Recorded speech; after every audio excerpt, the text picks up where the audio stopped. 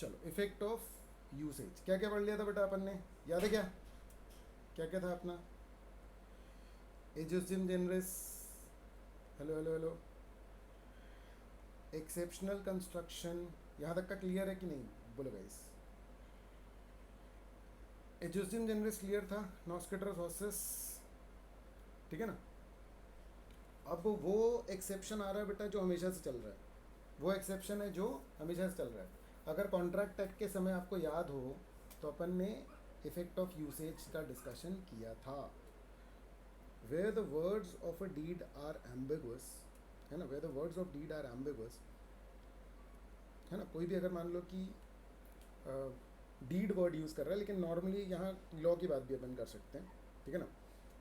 तो कोर्ट जो है वो रेफर करेगा, refer to the acts done in pursuance of such deed as the clue to the intention of the parties. बहुत ध्यान से, यूसेज जो है ना, इसको मैंने नॉर्मली, अगर आपको याद हो तो मैंने आपको कैसे बताया इसको, परंपरा के तौर पर। मैंने कैसे बताया आपको? परंपरा के तौर पर। आ रहा है समझ में? ठीक है ना?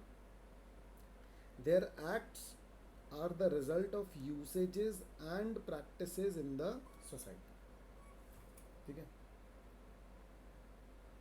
ठीक है, देखो ज़रा, अगर मान लो वर्ड्स क्लियर नहीं है तो हम एक्ट्स डन, ये कानून वाला एक्ट नहीं है, ये हरकतों वाला एक्ट है। पॉइंट समझ में आ रहा है कि एक्ट्स जो किए जा रहे हैं डीड के अनुसार, उनको हम क्लू लेंगे पार्टीज के इंटेंशन के लिए। क्लियर है? Their acts are the result of usages and practices in the society.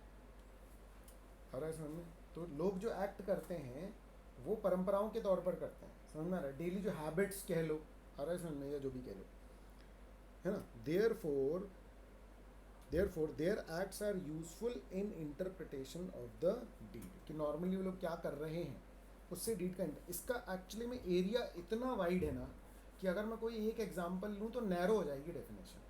मेरा पॉइंट समझ रहे हो? कि इतनी जगहों पर इस चीज़ का एप्लीकेशन है और इतने वाइडर सेंस में इसका एप्लीकेशन है। ठीक है? दिस प्रिंसिपल ऑफ यूसेज में also be applied in interpreting the statutes. This principle of usage may also be applied in interpreting the statutes. आ रहा है समझ में? The principle of usage is based on the following two maxims. बहुत ध्यान से, आ रहा है समझ में? ठीक है ना? ऑप्टिमल लीगम इंटरप्रेट्स इस कॉन्स्टिट्यूट, ठीक है ना? तो ठीक है, अगर आपको इस लैटिन भाषा में आ गया तो ठीक है ना? लीगम इंटरप्रेट्स, इस तरीके से आप कुछ एक पर्टिकुलर वर्ड समझ सकते हैं, याद कर सकते हैं, जिससे आपको पूरा पैराग्राफ का जो फ्रेज है वो याद रह जाएगा। This maxim means that the custom is the best interpreter of law. समझ में आ रहा है? परंपराओं से हम लॉज का इंटरप्रिटेशन निकाल सकते हैं। क्यों? क्यों परंपराओं से क्यों निकाल सकते हैं? क्योंकि बेटा लॉज बनते ही परंपराओं के बेस पे हैं। जब लॉ का क्रिएशन भी परंपरा पे है तो ऑटोमेटिकली उसका इंटरप्रिटेशन उस पर बेस्ड होगा। हमारे जो मैक्सिमम कानून हैं, समझ आ रहा है, उन चीज़ को कानून बनाने के पहले ही वो परंपरागत तरीके से फॉलो हो रहे थे। आ रहा है समझ में? जो जनरल मॉरल्स है ना, समझ में आ रहा है? देखो, मेहमान तुम्हारे घर में आएंगे तो तुमको हाथ जोड़ना, नमस्ते करना है, उनको पानी पूछना है, ये ना, ये कोई लॉ नहीं है, ये परंपरा है। आ रहा है समझ में? क्लियर है? तो जो चीज़ ऑलरेडी लोग फॉलो कर रहे हैं ना, सारे के सारे, जो चीज़ ऑलरेडी सारे के सारे लोग फॉलो कर रहे हैं, समझ में आ रहा है? ठीक है ना? वो हमको क्या करना है? जो चीज़ सारे के सारे लोग ऑलरेडी फॉलो कर रहे हैं उससे हम इंटरप्रिटेशन ले सकते हैं। समझ में आ रहा है? क्योंकि परंपराएं जो है वो काफ़ी वाइडली एक्सेप्टेड है, काफ़ी जो लोग हैं ना, समझ में आ रहा है, वो उनको निभा ही रहे हैं ऑलरेडी। समझ में आ रहा है? तो उससे हम कानून का इंटरप्रिटेशन जो है वो बेटा ले सकते हैं। समझ में आ रही है गाइस आपको बात? Hello hello hello hello hello hello, clear है? ठीक है ना? चलो देखो, ठीक है। और कंटेम्पोरेनिया एक्सपोजिटियो, ये वाला अपन ने शायद कॉन्ट्रैक्ट एक्ट में भी पढ़ा था, इस ऑप्टिमा 840 में फोर्टिसिमली क्या बोल रहा है ये, द मैक्सिमम ये और सिंपली कंटेम्पोरेनिया एक्सपोजिटिव, इसको इस नाम से भी जाना जाता है।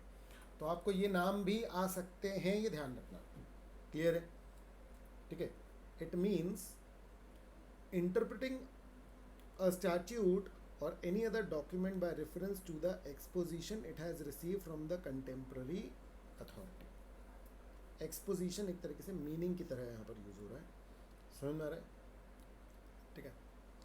Thus, if language of statute is ambiguous, देखो हर जगह अगर तुम ध्यान दोगे ना, तो अगर लैंग्वेज एम्बिगुअस है, याद रखना बेटा, जब भी अगर प्लेन मीनिंग सिंपल अगर निकलने वाला है, उसमें कोई दो राय या कोई सिंपल कोई दिक्कत नहीं हो रही है, तो आप जबरदस्ती दूसरा मीनिंग ना निकालें। आ रहा है समझ में? क्योंकि हमेशा कौन सा लगेगा, अगर लैंग्वेज प्लेन है तो लिटरल लगेगा, समझ में आ रहा है?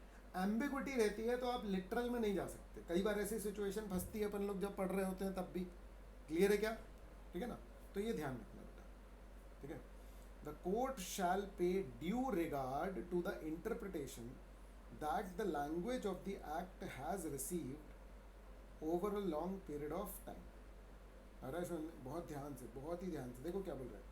कोर्ट जो है उस बात का को ध्यान देगा, interpretation that the language of the act has received over a long period of time, लंबे समय से क्या माना जा रहा है, किसी शब्द का कोई मीनिंग है। देखो शब्द सिर्फ साउंड्स हैं बेटा, आप इस बात को समझो, समझ में आ रहा है? टेबल को टेबल क्यों बोलते हैं? टेबल एक साउंड है, वर्ड नहीं है, मतलब ध्यान से समझो, टेबल एक साउंड है। इस साउंड की पहचान हमने एक इमेज से लगाई हुई है। जब मैं टेबल बोलता हूँ तो आपको माइंड में इमेज टेबल की आती है, क्यों? क्योंकि पहली बार आपको टेबल दिखा करके और उस साउंड को बोला गया था, उस साउंड को निकाला गया था। Table is just a sound, इस बात को समझना बेटा, ठीक है ना? तो उसका मीनिंग टेबल क्यों है? क्योंकि हमने उसको असाइन कर दिया है। तो लोग जिस वर्ड का जो meaning over the period follow करते आ रहे हैं, समझ ना रहे? कहीं आप उसको पॉपुलर भी बोल सकते हो, समझ ना रहे? लेकिन कुछ कुछ वर्ड्स जो है ना, क्योंकि परंपरागत तरीके से मान लो कि 50 साल से कोई वर्ड यूज़ हो रहा है, तो अब वो चेंज हो गया। अब जैसे ब्लैकबेरी वर्ड है, समझ ना रहे? तो अब ब्लैकबेरी के पहले मायने जो थे, अभी बीच में जैसे अब तो खैर वो हो गया, अदरवाइज सबसे पहले तो उसके मायने होते थे, सूट आता था उसका, समझ ना रहे? लेकिन जब मोबाइल आए तो ब्लैकबेरी मोबाइल वर्ड की इक्वल इंपॉर्टेंस हो गई।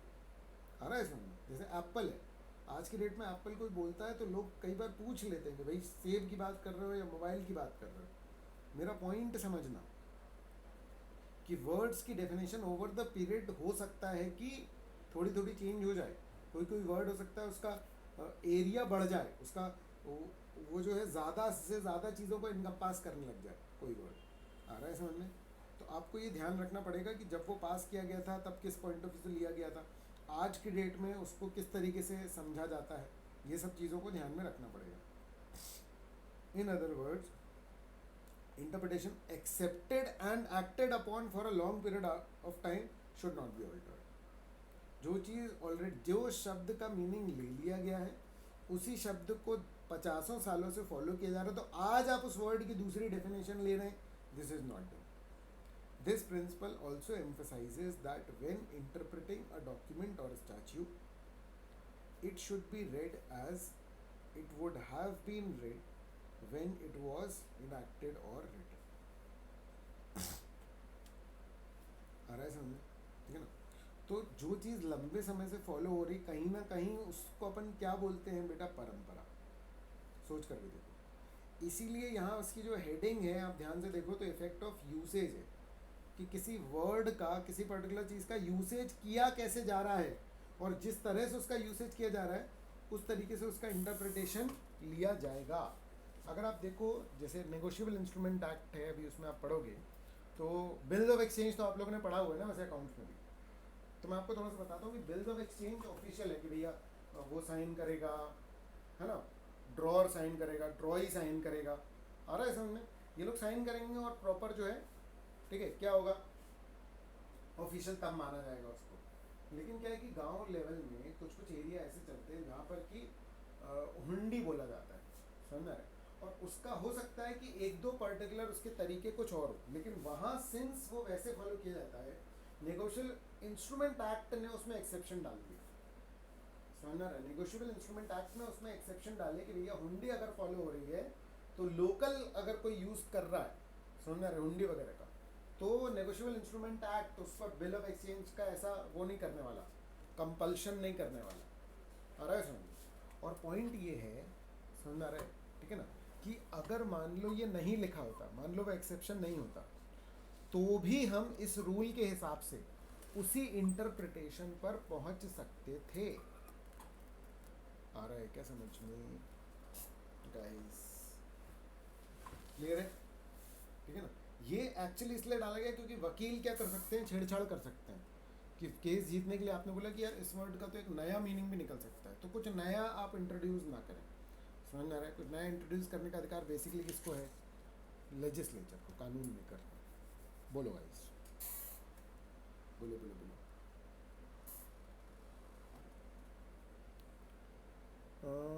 देखो, एक तो मतलब जो बनाने वाली अथॉरिटी थी वो होता है, कंटेम्प्रेरी का कई बार यूज़ होता है, लेटेस्ट भी यूज़ होता है।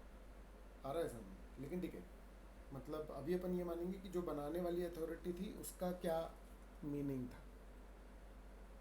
आ रहा है समझ? और मतलब कंटेम्प्रेरी नए के उसमें भी यूज़ होता है, समझ में आ रहा है? तो यहाँ अपन इसका एक्चुअली में मीनिंग निकालने के लिए इसको कैसे अपन इसको इंटरप्रेट करेंगे कि ओवर द पीरियड अथॉरिटी ने उसको किस तरीके से परसीव किया है, ऐसे समझ लो। समझ में आ रहा है मैं क्या बोल रहा हूँ? ठीक है ना? ठीक है, क्योंकि वैसे तो कंटेम्प्रेरी का मीनिंग होता है आज के समय में। हाँ बेटा बोलो।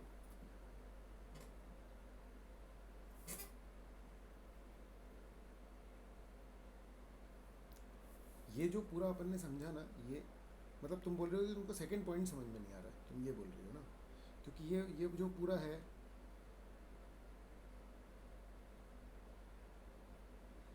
ये जो सेकंड पॉइंट का एक्सप्लेनेशन है ना बेटा, यही इसका मीनिंग है। ये जो लैटिन जो लाइन लिखी हुई है ना, इसका यही मीनिंग है। ठीक है ना?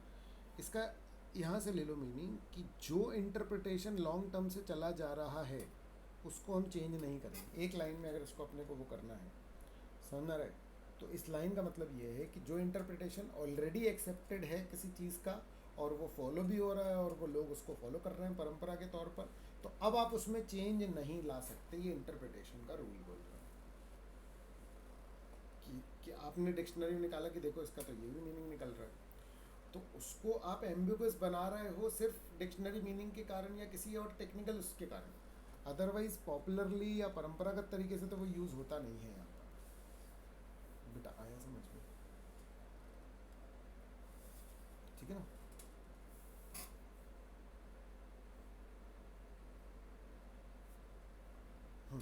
देखो ज़रा क्या बोल रहे हैं। This principle also emphasizes that when interpreting a document or statute, it should be read as it would have been read when it was enacted or written. तो हम आज जब इंटरप्रिटेशन निकालते हैं किसी चीज़ का, तो हम आज के परिवेश में सोचते हैं कि भाई आज ऐसा हो रहा है, आज वैसा हो रहा है, लेकिन आपको एक बार उसकी रीडिंग ऐसे लगानी पड़ेगी जैसे मान लो जैसे कॉन्ट्रैक्ट एक्ट बना, समझ में आ रहा? तो कब बना? 1872 में। तो अगर कोई प्रोविज़न उसमें 1872 से चला आ रहा है, तो जब उसको रीड कर रहे हो तो उसको ऐसे रीड करो जैसे कि हम 1872 में हैं, मान लो। आ रहा है समझ? उससे आपको ये समझने की में हेल्प मिलेगी कि भैया उस समय कंप्यूटर्स नहीं थे, ये नहीं थे, इसीलिए ये ऐसा लिखा हुआ है। लेकिन आज के परिवेश में उसको लाया जाए, जैसे समझो ऑफर और एक्सेप्टेंस है, और कोई वकील अगर मान लो कोई बोले कि भैया इसमें ई कॉन्ट्रैक्ट को कवर नहीं किया गया क्योंकि ई कॉन्ट्रैक्ट को ये कवर करना चाहता ही नहीं था, इसलिए तो उसने नहीं लिखा, नहीं तो लिख देता। तो दूसरा वकील बोलेगा कि भैया ये एक्ट लिखा गया था 1872 में, अगर आज की डेट में यही एक्ट लिखा जाता, समझ में आ रहा, तो वो ई कॉन्ट्रैक्ट को क्या नहीं कवर करता? मेरा पॉइंट समझ रहे हो आप? इस तरह से आपको इंटरप्रिटेशन लेना है, ये लिखा हुआ है इसमें। कारण समझ में आया? ठीक है, चलो। और किसी को दिक्कत है गाइस? समृद्धि तेरे को आया समझ में कि नहीं आया?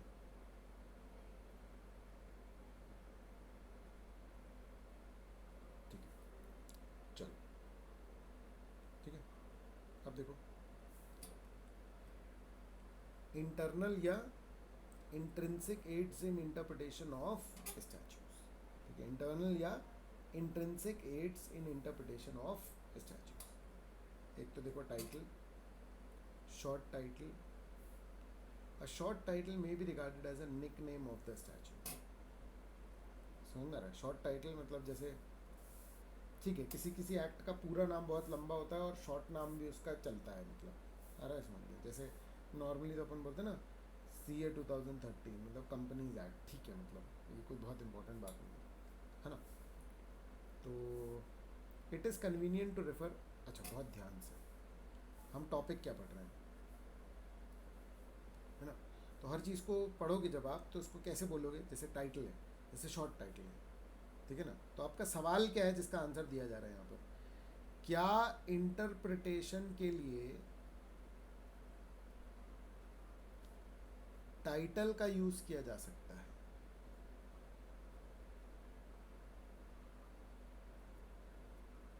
यानी देखो, नॉर्मली बेटा, नॉर्मली अपन कहाँ से पढ़ते हैं बताओ, कहाँ से इंटरप्रिटेशन निकालते हैं? हेलो हेलो हेलो, कहाँ से इंटरप्रिटेशन निकालते हैं? सेक्शन कंटेंट से,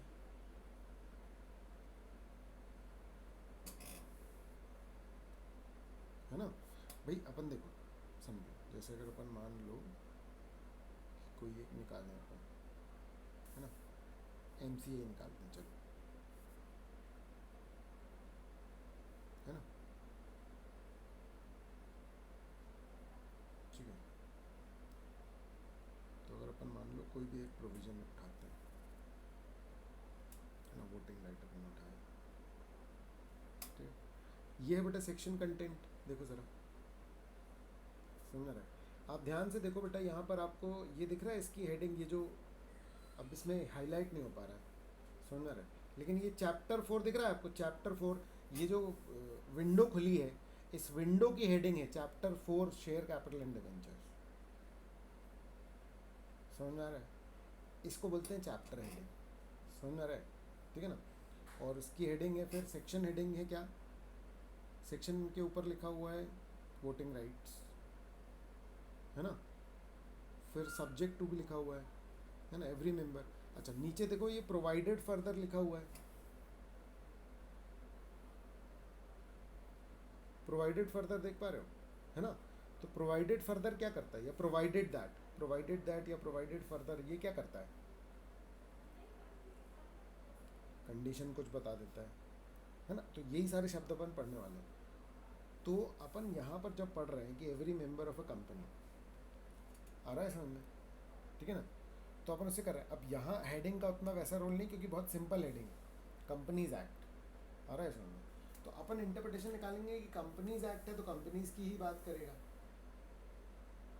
तो टाइटल का कितना रोल है? जैसे सेक्शन कंटेंट है, समझ में आ रहा है। सेक्शन कंटेंट में अगर मान लो पार्टनरशिप वर्ड यूज़ किया गया, लेकिन अपन बोल रहे हैं कि नहीं, ये तो कंपनीज एक्ट है तो कंपनीज की ही बात करेगा। जैसे कि सेक्शन 464 अपन ने जो डिस्कस किया था, अगर याद हो आपको, कि अगर मान लो कि आपके कितने से ज़्यादा मेंबर्स होते हैं, 50 से ज़्यादा, और आपने कंपनीज एक्ट में रजिस्टर नहीं कराया, आपके 50 से ज़्यादा मेंबर्स हैं और आपने कंपनीज एक्ट में रजिस्टर नहीं कराया, तो आप एक तरीके से क्या कहला जाते हो बेटा? Illegal association. याद है अपन ने शुरू में पढ़ा था,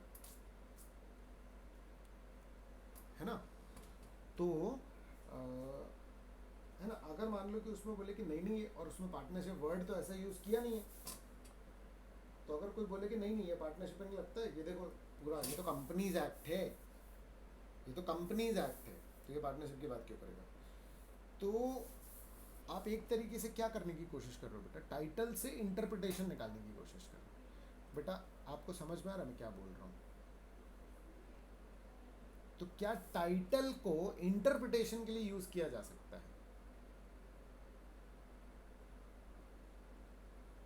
है ना। तो देखो क्या बोल रहे हैं, कह रहा है भैया देखो, it is convenient to refer to the statute by using short title. It obvious the need to refer to the statute by its full and descriptive title. ठीक है, मैं पूरे डिस्क्रिप्टिव टाइटल से उसको रेफर करता हूँ। पर्पस इसका रहता है कि एक्ट कौन सा है ये डिस्क्राइब करना, ना कि मीनिंग डिस्क्राइब करना। तो कंपनीज एक्ट 2013 नाम है उसका, बस हमको जब कंपनीज एक्ट को रेफर करना होता है तो हम कंपनीज एक्ट बोलते हैं। इसका ये मतलब नहीं है कि कंपनीज एक्ट 2013 वर्ड से आप इंटरप्रिटेशन निकालने लगो, किसी प्रोविजन का, short title is not use for interpreting the statute. बोलो क्लियर है ना? जैसे CA 2013, long title is the part of act, it describes the enactment, it may be legitimately, it may आ रहा है समझ, may be legitimately used for ascertaining the object and scope of the act, object and scope of the act and interpreting it, it may be used to resolve any ambiguity, तो problem में कोई ambiguity है तो उसको solve कर सकते हैं। however if the meaning of provision is clear, the long title cannot be used to override such clear। Long title कहीं फंस रहे हो तो आप मीनिंग निकाल लो, लेकिन मीनिंग ऑलरेडी क्लियर है तो फिर ज़्यादा मीनिंग चेंज करने के लिए इस लॉन्ग टाइटल का यूज़ मत करो। बोलो गाइस, बोलो गाइस। इसके क्वेश्चन अगर MCQ में आएंगे तो ऐसे आ सकते हैं कि क्या किस चीज़ की ज़्यादा वैल्यू है, मतलब टाइटल और ऐसे करके 4 ऑप्शन आ जाएंगे आपको, या तो फिर 2 नंबर का 3 नंबर का क्वेश्चन आए तो how title can be used in interpreting the section या कंटेंट या जो भी। हेलो हेलो हेलो, समझ गए है ना? अब प्रियम्बल, क्या प्रियम्बल का यूज़ किया सकता है? अब सबसे पहले तो प्रियम्बल होता क्या है, देखो समझो, जिसमें बताता हूँ आपको।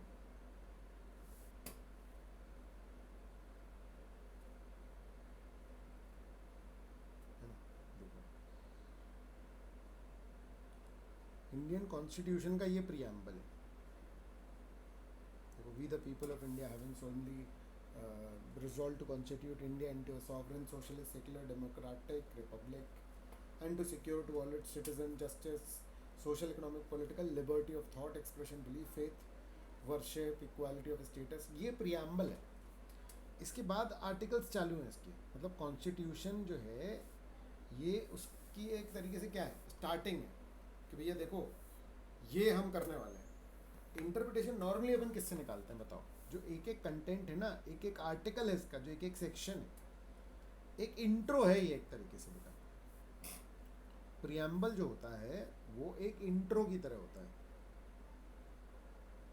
बोलो इतनी बात समझना है कि ये इंट्रो की तरह होता है, ठीक है ना? तो प्रियम्बल एक ऐसा स्टेटमेंट है जो शुरू में दिया जाता है किसी कानून के, अगर दिया जाता है तो।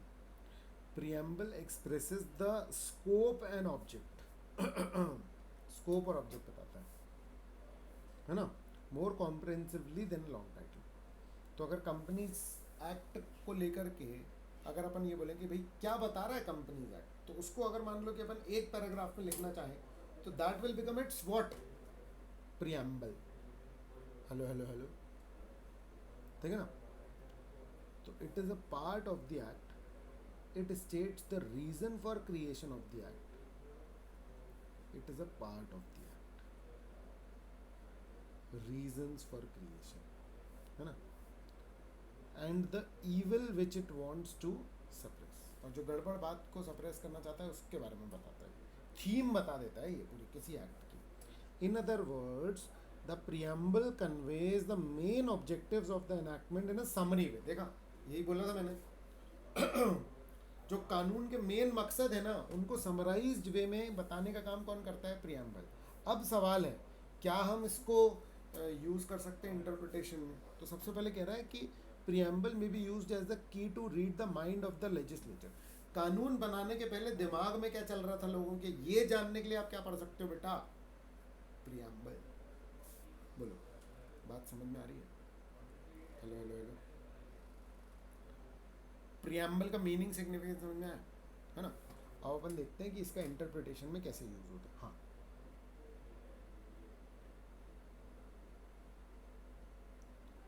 एक्चुअली में देखो, आप जब कोई चीज़ बना रहे, जैसे एक्ट बना रहे हो, तो आपने क्या किया कि भाई एक इंट्रो लिखते हैं। जैसे आपने कोई बुक लिखी, समझ में आ रहा है, तो बुक के लिए तो प्रोलॉग या इस तरीके से लिखा नहीं आता, दिखा है कभी?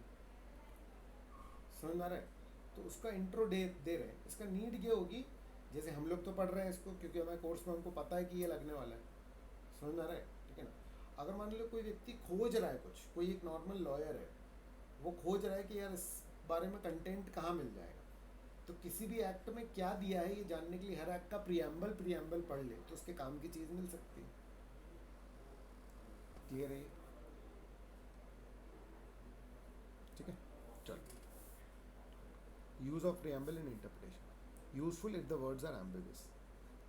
ध्यान से नोटिस करो बेटा, जब भी वो ये बोल रहा है ना कि भैया वर्ड्स एम्बिगुअस है तो इसका यूज़ करना, ऑब्वियस ही बात है, क्योंकि आप मेन इंटरप्रिटेशन कभी भी दूसरी जगह जाते ही नहीं हो, आप हमेशा सेक्शन के कंटेंट से ही इंटरप्रिटेशन निकालते हैं बेटा। ठीक है, if the wording of statue is ambiguous, the preamble can and ought to be referred to ascertain the object and scope of the act in order to arrive at the proper construction। क्या बोल रहा है बेटा? If the wording of the statute is ambiguous, the preamble can and ought to be referred to ascertain the object and scope of the in order to arrive at the proper construction। Proper construction के लिए अगर words ambiguous हैं और आपको object और scope जानने की ज़रूरत पड़ रही है तो जाओ एक बार preamble भी झांक लो। आ रहा है समझ? It can explain and elucidate the enactment। ठीक है, where a phrase used in the enactment has more than one meaning, अगर मान लो कि कोई सेक्शन कंटेंट में एक से ज़्यादा मीनिंग है तो प्रियम्बल हो सकता है कि आपका गाइड बन जाए to find out the legislative intent and then arrive at the true meaning of the phrase. हो सकता है कि प्रियम्बल, आप देखो ऐसा नहीं है कि प्रियम्बल आपकी हेल्प कर ही देगा, अपने पास बहुत सारे रास्ते हैं इंटरप्रिटेशन निकालने के, उनमें से एक रास्ता प्रियम्बल भी हो सकता है अगर सेक्शन कंटेंट एम्बिगुअस है। बोलो बेटा, समझ में आ रहा है?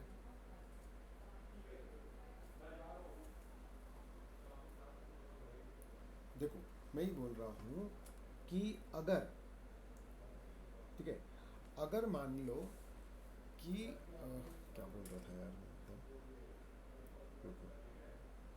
हाँ, हमारे पास ना बहुत सारे रास्ते होते हैं इंटरप्रिटेशन निकालने के, तो प्रियम्बल भी एक रास्ता है। अगर मान लो वर्ड्स क्लियर नहीं है, किसी सेक्शन कंटेंट में अगर वर्ड्स वगैरह क्लियर नहीं है ना, क्लियर है, तो आप क्या कर सकते हैं बेटा, तो आप प्रियम्बल भी झांक सकते हैं, तो आप प्रियम्बल भी झांक सकते हैं। अगर वर्ड्स क्लियर हैं तो प्रियम्बल पे जाने की ज़रूरत नहीं, और ऐसा भी ज़रूरी नहीं है कि प्रियम्बल आपको हेल्प कर ही दे। आ रहा है समझ में? ठीक है ना, but you can take help of the preamble. बोलो, क्लियर हुआ?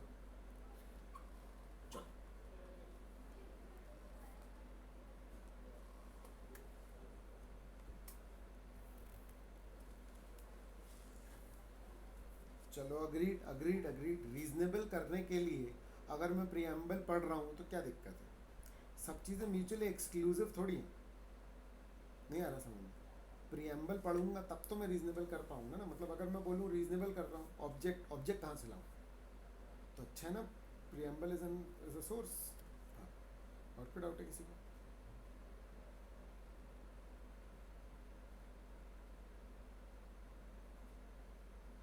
अब देखो क्या बोल रहा है, no use if the words are clear, है ना? क्या बोल रहा है वो?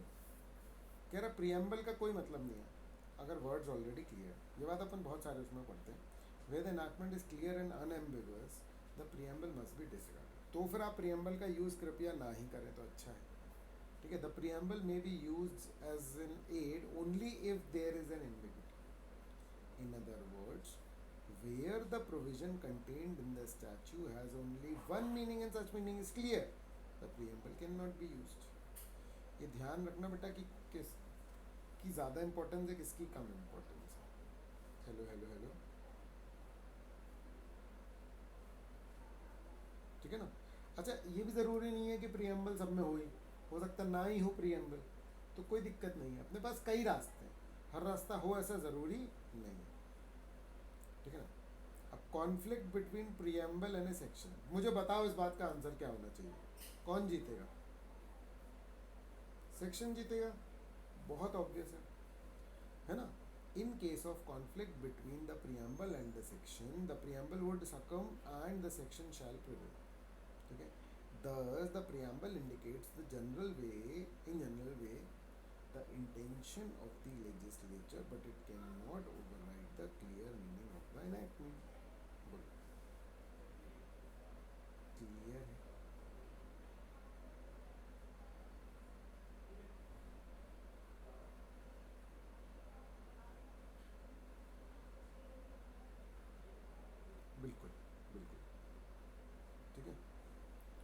फिर enactment may go beyond the preamble. Preamble में तो स्कोप है नहीं, और ये तो आगे बढ़ गया कोई एक सेक्शन, तो बढ़ सकता है क्या?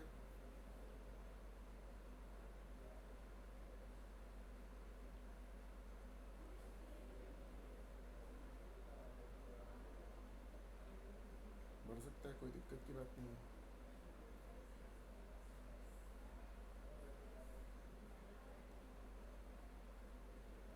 ठीक है, चलो देखो, there may be no exact correspondence between the preamble and the enactment. The enactment may even go beyond the preamble. Thus preamble cannot restrict the meaning of an enactment. तो वो एक समरी है, उसकी बहुत ज़्यादा इम्पोर्टेंस नहीं है, बस ये बोल दिया एक तरीके से।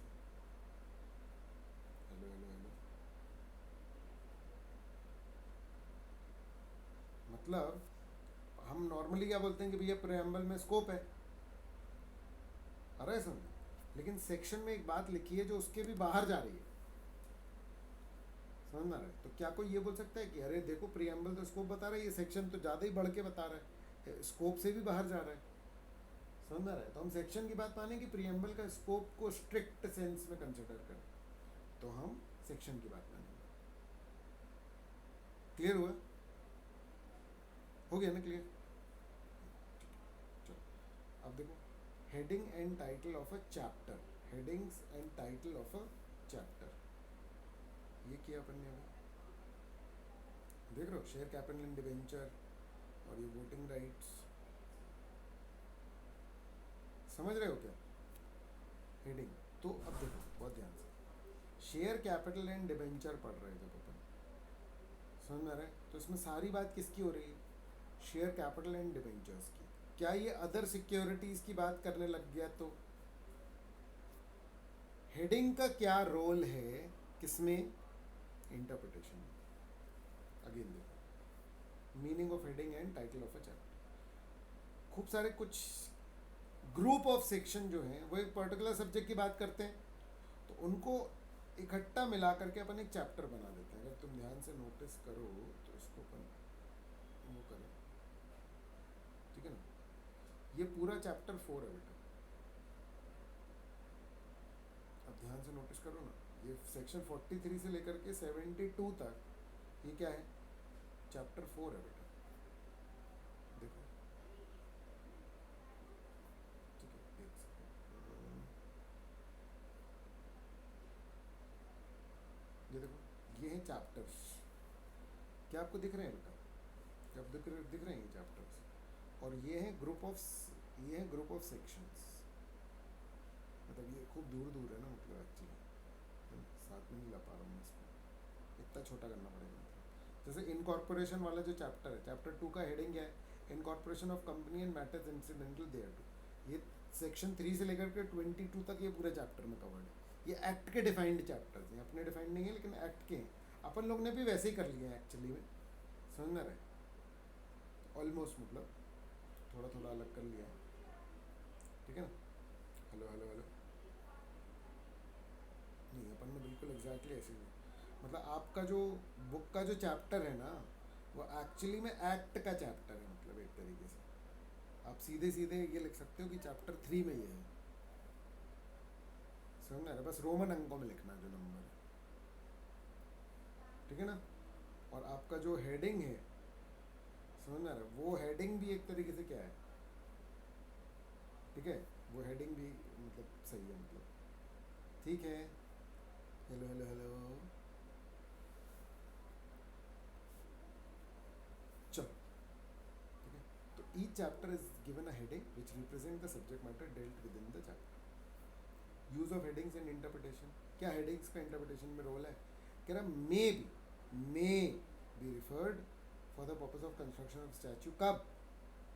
However, headings cannot restrict the clear meaning of enactment, cannot restrict, मतलब अगर मान लो शेयर डिवेंचर वाले किसी उसमें सिक्योरिटीज वर्ड लिखा है, तो क्या हम वो सिक्योरिटीज का फिर ऐसा मीनिंग निकालेंगे? नहीं, सिर्फ शेयर कैपिटल और डिवेंचर की बात हो रही, क्यों? क्योंकि ये चैप्टर हेडिंग है। हेलो हेलो हेलो, समझ रहे?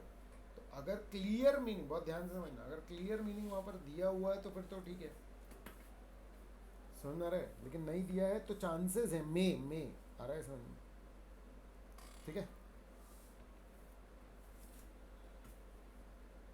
ठीक है। Further heading to one group of section can not be use to interpret the another group of section. तो ये तो मत ही करना है कि शेयर कैपिटल वाली हेडिंग से डिपॉजिट वाला मीनिंग निकाल रहे, ये नहीं करना, ठीक। फिर आगे क्या बोल रहा है, वेटेज गिवन टू हेडिंग्स और टाइटल्स ऑफ चैप्टर। कह रहा there is a controversy regarding the weightage to be given to the headings while interpreting the statute, है ना, कंट्रोवर्सी है इसके रिगार्डिंग। क्या कंट्रोवर्सी है, क्या कंट्रोवर्सी है? The position is as under, according to one view a heading is a preamble to the provisions following it, and therefore the heading is treated as a key to interpretation of the sections covered by it। क्या बोल रहा है ये? A heading is a preamble to the provisions following it, ठीक है ना। Heading provisions का preamble है एक तरीके से, जैसे share capital debenture share capital के बारे में दिया जा रहा है, तो हेडिंग को therefore heading is treated as the key to interpretation of the section। the other view, मतलब एक व्यू तो कह रहा है कि यार इसको तो ये तो आत्मा है मतलब उसकी, समझ में आ रहा है, ठीक है। दूसरा व्यू क्या कह रहा है, the other view considers that headings may be referred to only when the enactment words are ambiguous। thus if the words used in the statute are clear and unambiguous and capable of giving one meaning only, the headings cannot be used। further the heading can neither cut down nor extend the plain meaning of the word of statute। बेटा देखो कितना घटिया बात है, इन लोगों ने दोनों बोल दिए, बोला अब तुमको जो करना है करो। आ रहा है समझ में, ठीक है ना। वो कह रहा है कि भाई देखो कुछ लोगों का तो ये कहना है, कुछ लोगों का तो वो कहना है, तो भैया हम कौन सा माने। तो यहाँ पर मैं अपना ओपिनियन जो मानता हूँ वो ऐसा मान रहा हूँ कि इसका जो पूरा कंटेंट दिया और ओवरऑल जो मैंने पढ़ा है उसके हिसाब से चैप्टर हेडिंग की उस लेवल की इम्पोर्टेंस नहीं है जिस लेवल की सेक्शन की है। तो सेक्शन का मीनिंग अगर क्लियर है तो आप हेडिंग का यूज़ नहीं ही करेंगे फॉर द इंटरप्रिटेशन। बोलिए गाइस, जो आपको समझ में आ रहा है।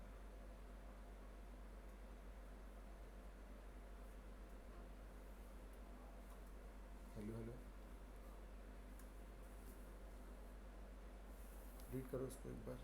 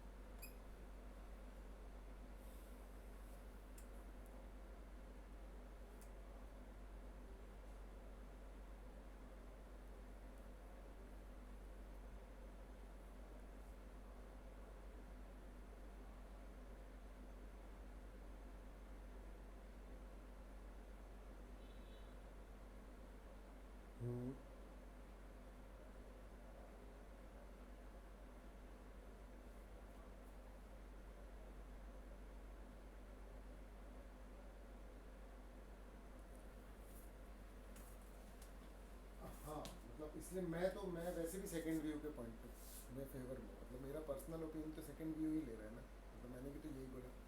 और तुम सही बोल रही हो कि फर्स्ट व्यू जो बोल रहा है उसमें भी वो अगर प्रियम्बल बोल रहा तो अपन उसका ऐसा इंटरप्रिटेशन लेके वो बेसिकली तो सेकंड व्यू में ही जा रहा है, ठीक है कोई दिक्कत नहीं है, अरे समझ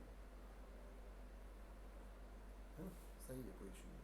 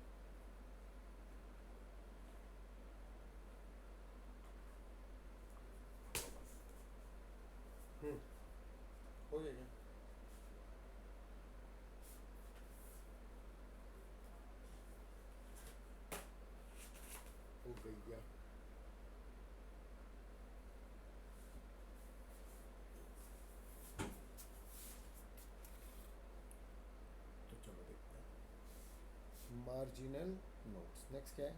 मार्जिनल नोट्स। मार्जिन क्या होता है?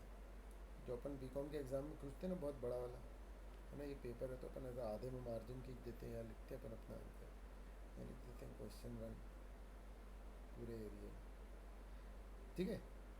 मार्जिन बेसिकली होता है ये ऐसा, तो यहाँ सेक्शंस लिखे हुए हैं और ये से ऐसे ये मार्जिन में कुछ लिखा रहता है कई बार एक्ट में, ज़रूरी नहीं है हर जगह हो, समझ रहे? कुछ एक्ट्स में रहता है, कुछ में नहीं रहता है। मतलब तो meaning of margin, generally margin notes are printed on the left hand margin of the section in an enactment, ठीक है ना। लेकिन कुछ प्राइवेट पब्लिशर जो है वो टॉप में भी लिख देते हैं। ओ माय गॉड, कितनी बड़ी बात हो गई है, ठीक है ना। चलो, तो marginal notes are essentially heading और टाइटल टू द सेक्शन, ये सेक्शन की पर्टिकुलर हेडिंग, ठीक है ना। तो मार्जिनल नोट्स कई बार समराइज करते हैं इफेक्ट, सेक्शन का इफेक्ट को समराइज कर देते हैं।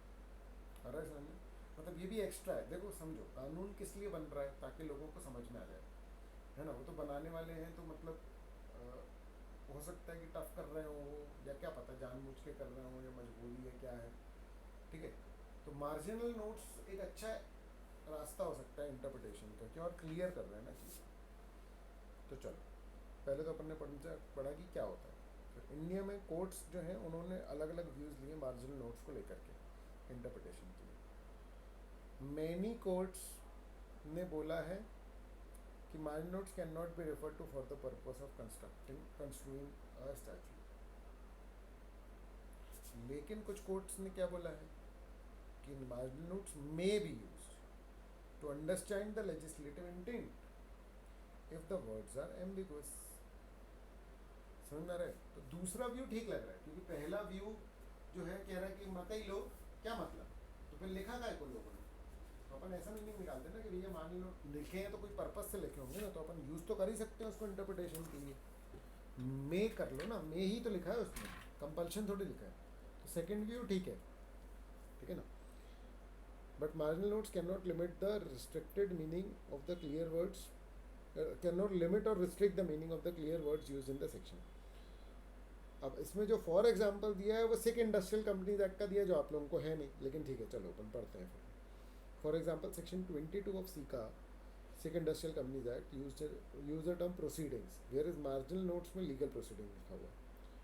तो इट हैज़ बीन हेल्ड कि section 22 would apply to all proceedings and not only to legal proceedings. Marginal notes cannot restrict the meaning of the word proceedings. बताओ।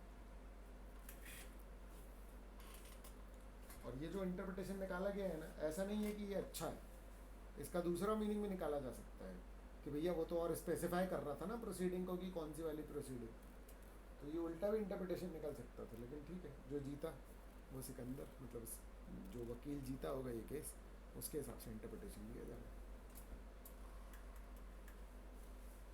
ना। लास्ट पोर्शन इसका क्या है? Constitution. Minor notes appended to the articles. Constitution में sections नहीं है, constitution में कौन है?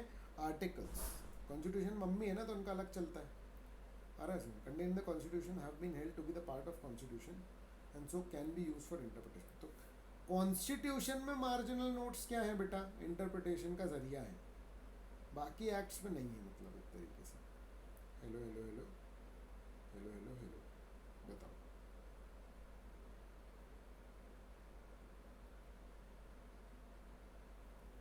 हाँ बेटा,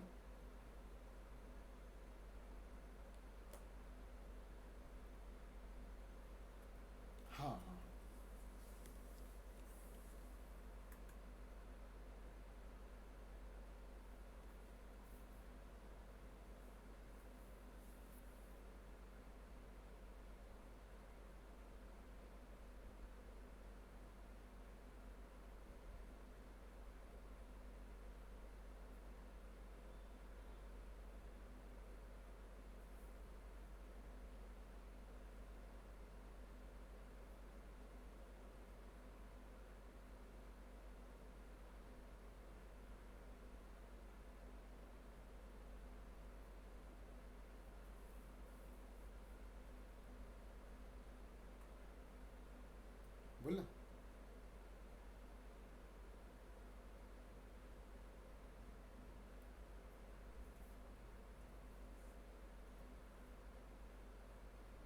देखो, कानून क्यों है बताओ?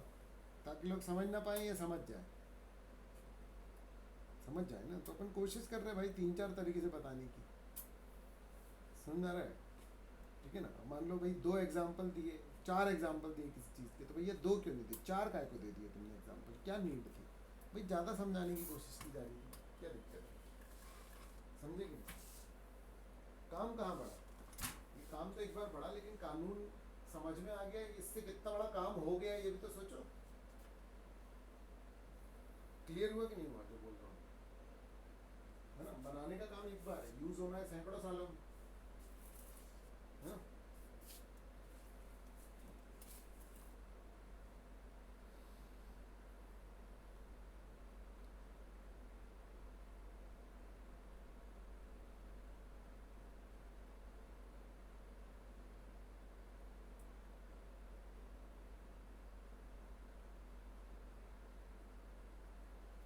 ये सारे इंटरनल हेल्प से बेटा, ये ध्यान रखना।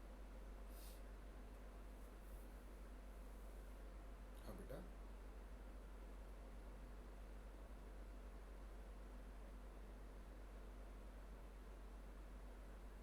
क्योंकि बेटा कॉन्स्टिट्यूशन सारे लॉज की मम्मी है, आ रहा है समझ? तो कॉन्स्टिट्यूशन का अपना अलग चलता है। जैसे पेरेंट्स बोलते हैं ना कि अरे ये मत करो, तो तुम बोलो कि मम्मी आप भी तो कर रही थी, समझ ना रहा, तो वो बोलेंगे हम बड़े हैं, हम कर सकते हैं, तुम नहीं कर सकते, तुम छोटे हो। पॉइंट समझ में आ रहा है? ऐसे ही कॉन्स्टिट्यूशन का चलता है, समझ में आया? तो वो मार्जिनल नोट्स की कॉन्स्टिट्यूशन में इंपॉर्टेंस है, समझ में आ रहा है? बाकी एक्ट्स में नहीं। समझ गए क्या? ठीक। हाँ, क्या कॉन्स्टिट्यूशन सेम चलता है, लॉज आते जाते रहते हैं, समझ में आ रहा है? ठीक है ना। तो कॉन्स्टिट्यूशन में जब मार्जिनल नोट्स इंसर्ट या अमेंडेड होते हैं या, ठीक है ना, तो वो ज़्यादा इंपॉर्टेंट होता है एक्चुअली में, वो बहुत ज़्यादा पर्पसफुल होते हैं। कॉन्स्टिट्यूशन अमेंड करना बड़ी बात होती है मतलब, ठीक है। चलो, फिर है डेफिनेशनल क्लॉज। ठीक है, देखो सर, डेफिनेशनल क्लॉज में एक तो सेक्शन 2 जिसमें कि डेफिनेशन दी रहती है, अपना कंपनीज एक्ट का भी बचा हुआ बेटा, याद दिलाना मेरे को, है ना, उसके बहुत सारे डेफिनेशन करनी है अपने को भी। क्लियर है? ठीक है, अपन अपने मॉड्यूल से सेक्शन 2 की डेफिनेशन से रीड कर लेंगे कुछ कुछ, ठीक है। जो आपके अलग अलग चैप्टर्स में वैसे तो दी हुई हैं, कुछ ऐसी हैं डेफिनेशंस जो किसी चैप्टर में कवर नहीं है, आ रहा है समझ में? कुछ आगे के सेक्शंस की हैं, तो इम्पोर्टेंट अनइम्पोर्टेंट कवर्ड अनकवर्ड से लेकर के अपन एक वो बनाएंगे, समझ रहे हो? कुछ डेफिनेशंस निकल के आ जाएंगी अपनी, जो अपन ने नहीं पढ़ी और पढ़ लेनी चाहिए थी टाइप्स। क्लियर है? ठीक है ना। ठीक है, तो देखो क्या बोल रहे हैं, लीगल डेफिनेशन क्या है? A definition clause performs the following 2 functions, ठीक है ना। It acts as the key to proper interpretation and thus avoids ambiguities, ठीक है। It acts as a key to proper interpretation and thus avoids ambiguities. It shortens the language and avoids repetition, ठीक है ना। Definitional clause के 2 function हैं, एक ये कि भैया हमको प्रॉपर जो वर्ड्स यूज़ किए गए कानून में उसका मीनिंग, अब क्या होता है नॉर्मली जब भी मैं कोई चीज़ पढ़ता हूँ, समझ रहे, तो मैंने ये नोटिस किया है, आप भी एक बार खुद में नोटिस करना कि आप बोलते हो भैया इस वर्ड का मतलब तो ये है, ये ऐसा क्यों लिख रहा है? मेरा पॉइंट समझ रहे हो? कि भैया इस वर्ड का मतलब तो कुछ और है, ये तो कुछ यहाँ तो कुछ और लिखा है। तो आपको ये समझना है कि आपका सोर्स जो भी है वो गलत है, क्योंकि हम तो पढ़ रहे हैं कानून। तो आपको उसको पता कैसे पढ़ना है कि अच्छा इसका ये मीनिंग था, हम तो कुछ और समझ रहे थे। मेरा पॉइंट समझ रहे हो? क्लियर है? और कई बार ऐसा हो सकता है कि भाई उस पर्टिकुलर कानून विशेष के लिए उस चीज़ का मीनिंग जो है वो है। Hello hello hello hello hello hello, आपको आ रहा है समझ में मैंने क्या बोला अभी? आया समझ में ना? ठीक है ना। तो वो कह रहा है देखो, हम जब भी कोई मतलब कंटेंट पढ़े और उसमें किसी वर्ड का मीनिंग हमको नहीं मिल रहा है, कोई वर्ड का मीनिंग हमको समझ में नहीं आया, तो सबसे पहले हम उस वर्ड का मीनिंग कहाँ देखेंगे कि क्या लीगल डेफिनेशन है इसकी, क्या कोई लीगल शब्द है ये ऐसा, समझ में आ रहा है? इस वर्ड का क्या स्कोप है, समझ में आ रहा है? ठीक है। और मैक्सिमम वर्ड्स ना मतलब फिजूल होते हैं। फिजूल का मतलब ये है कि जैसे नॉर्मल ग्रामर के हो गए या ऐसा, अरे ऐसा नहीं। तो where the meaning of the word और expression is defined in the statute, it is that meaning alone which must be given to it. फिर आप कोई और मीनिंग ना लेने जाए कहीं पर भी, दिया है ना कानून ने वो मीनिंग, तो काहे कहीं और जाना, है ना। कोर्ट उसको तो इग्नोर नहीं कर सकता भैया, ऑब्वियस है ना भाई, कानून बोल रहा है, देखो हम ये बात बोल रहे हैं, हम जब ये बात बोलेंगे तो इनमें जो ये शब्द मीनिंग होगा यूज़, उस शब्द का मीनिंग ये है। अरे समझ, तो फिर ढूंढने मत निकल जाना कि अरे यार कुछ और भी तो हो सकता है। नहीं नहीं, कानून ने बोला ही रखा है उसका meaning as to what should be the true meaning of the expression, unless there is any repugnant to the in the context. अगर मान लो कि किसी और कंटेक्स्ट में यूज़ हो रहा है, समझ रहा है, तो आप ध्यान रखें। जैसे नॉर्मली देखा जाए तो कंपनी वर्ड कैसे डिफाइंड है? Company means company registered in the companies act, आ रहा है समझ। लेकिन जब अपन फॉरेन कंपनी वर्ड यूज़ करते हैं तो फॉरेन कंपनी तो रजिस्टर्ड अंडर कंपनीज एक्ट नहीं है, समझ में आ रहा है। तो खैर फॉरेन कंपनी वैसे अलग से डिफाइंड है, लेकिन आप पॉइंट समझो कि कहीं पर ऐसा पॉसिबल है कि कंपनीज एक्ट में एक आध जगह पे कंपनी वर्ड किसी और चीज़ के लिए यूज़ कर दिया गया हो। वैसे लॉ मेकर्स ने बहुत बड़ा ज़्यादा ध्यान रखा होगा, लेकिन इतने सेक्शन है ना। क्या मेरी बात समझ में आ रही है बेटा आप लोगों को? तो कंटेक्चुअली कहीं और जा सकता है, मतलब एक आध वर्ड का कभी कभी मीनिंग, अदरवाइज तो हमेशा आप वही लेंगे। यहाँ मैं रीजनेबल कंस्ट्रक्शन नहीं बोल रहा हूँ बेटा, जहाँ बिल्कुल ही अलग जा रहा है। मतलब उसने बोला कि एक बंदा है जो हमेशा अपनी कंपनी में दो बंदों को और रखता है, मतलब आ रहा है सर, ठीक है। एक एग्जांपल यूज़ हो रहा था लॉ में, तो वहाँ पर कंपनी का मतलब साथ होगा, मतलब कंपनी का मतलब वही पूरी प्रॉपर कंपनी नहीं होगा। हेलो हेलो हेलो हेलो, ठीक है ना। हाँ,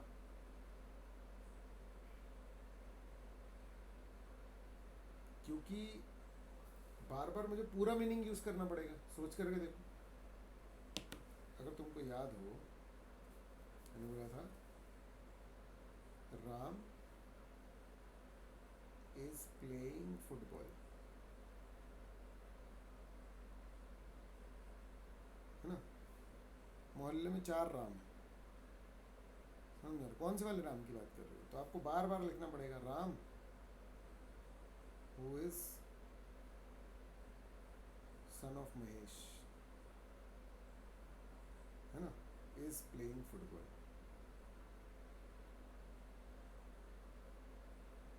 समझ रहे? क्योंकि हम इसी राम की बात करते हैं अगर हमेशा, तो क्यों ना इसको सेक्शन 2 में लिख डालें और बाद में फिर सिर्फ उसको राम राम बोले।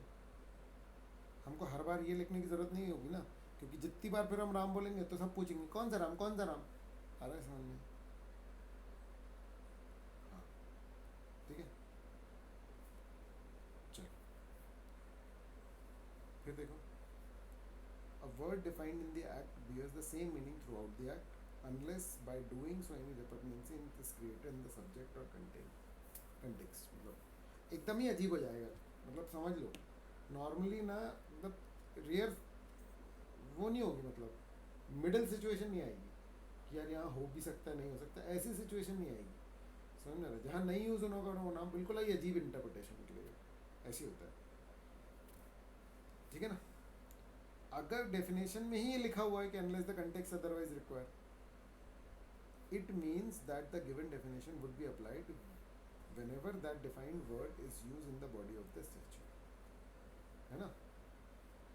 But where the context makes the given definition inapplicable, the defined word has to be given a different meaning।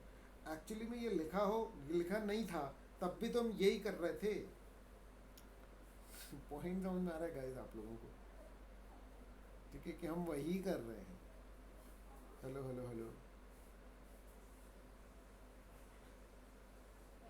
पक्का क्लियर हुआ ना बेटा, है ना।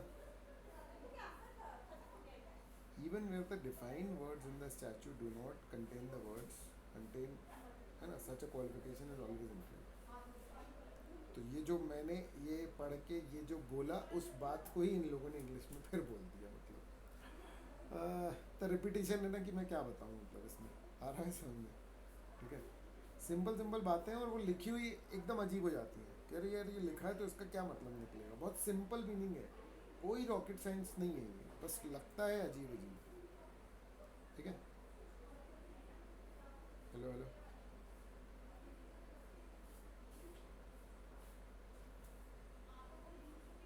Hello hello. ठीक है। Where the language use in the definition itself is ambiguous. अगर law में जो डेफिनेशन यूज की है वही एम्बिगुअस है, the definition should be construed in the light of the purpose of the act and having regard to the ordinary connotation of the word defined. Clear? क्या बोल रहे हो? Where the language used in the definition itself is ambiguous, the definition should be construed in the light of the purpose of the act. वही बोल रहे हैं reasonable construction, है ना? And ordinary connotation of the word defined. The ordinary meaning. Clear guys? Exhaustive और inclusive अपन कल पकड़ लेंगे। इलस्ट्रेशन एक अलग चीज़ है, प्रोवाइजो तो मैंने अभी पढ़वाया ही था तुमको, कई बार एक्सप्लेनेशन अलग से दिया रहता है, स्केड्यूल भी अपन देखेंगे, है ना। और फिर अंत में बोलेगा कि read the statute as well. ये सारे इंट्रिंसिक एड्स पढ़ रहे बेटा अपन, याद रखना ये सारे इंट्रिंसिक एड्स हैं। ठीक है।